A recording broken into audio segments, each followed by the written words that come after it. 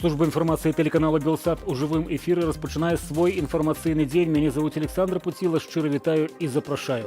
17 чиновников и 11 организаций. Чекається, що п'ятий санкційний пакет підпишуть уже завтра, повідомляють краніці Радіо Свобода. У сярэдзіне лістапада Еўрапейская рада змяніла крытэрый для прызнання санкцыяў. Уводзіць іх цяпер можна не толькі за парушэнне правоў чалавека ўнутры Беларусі. Гэтак новы санкцыйны пакет стане адказам сярод іншага на садзейнічанне рэжыму Лукашэнкі ў незаконнай міграцыі на тэрыторыю еўразвязу. Сярод кампаніяў, на якія накладуць абмежаванні, называюць Белавію, турфірму «Цэнтр Курорт», турагенцтва «Оскар Тур», гатэлі «Менск» і «Планета», прадпрыемствы горадня «Азот», «Беларусь Нафта». Сярод чыноўнікаў кіраўнік дзяржаўнага памежнага камітэту Анатоль Лапо, суддзя Вярхоўнага суда Валянціна Кулік, кіраўнік тэлеканалу АНТ Марат Маркаў. Гэтаксама распачатая праца над 6-м санкцыйным пакетам. Ён можа закрануць больш за 300 фізічных асобаў і кампаніяў. Операция «Жара» протягивается. Киберпартизаны опубликовали новый злив. Он доказывает то, что у гэтак званых политичных камерах белорусских изоляторов есть прослуховывание. Вашей увазе урывок размову с працовником «Панда-Док».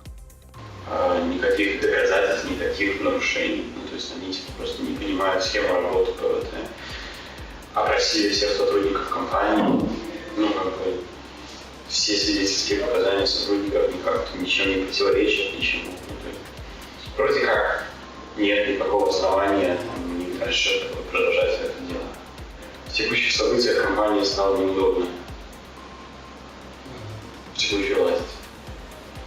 Поэтому решили поискать, что там есть. То есть они не пришли конкретно с чем-то, что вы совершили, а пришли, чтобы поискать. Маючы адбыцца наступствы, не пужаюць знешне тых, хто ў манты і беларускія суды працягваюць выносіць выракі ў крымінальных справах за ўдзел у леташніх мірных пратэстах.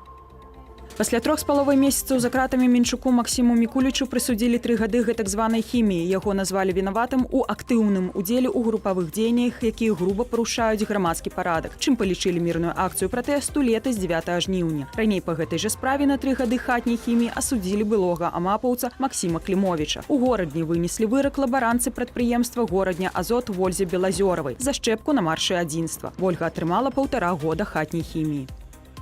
Кіраўніка партыі БНФ Рыгора Кастусёва рыхтуюць да аперацыі. З СІЗА КДБ яго перавялі ў турэмную больніцу. Зняволенага палітыка падазрэнне на анкалагічнае захворванне.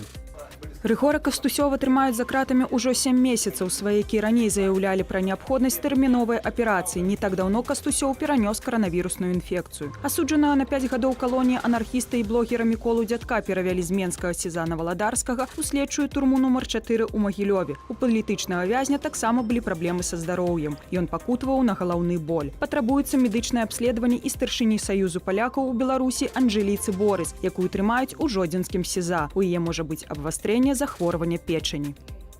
Журналістку Ірыну Слаўнікову прызналі палітычнай зняволенай. Праваабарончая супольнасць Беларусі звязвае крымінальны пераслед з ейнай дзейнасцю для негвалтоўнага ажыццяўлення свабоды выказвання.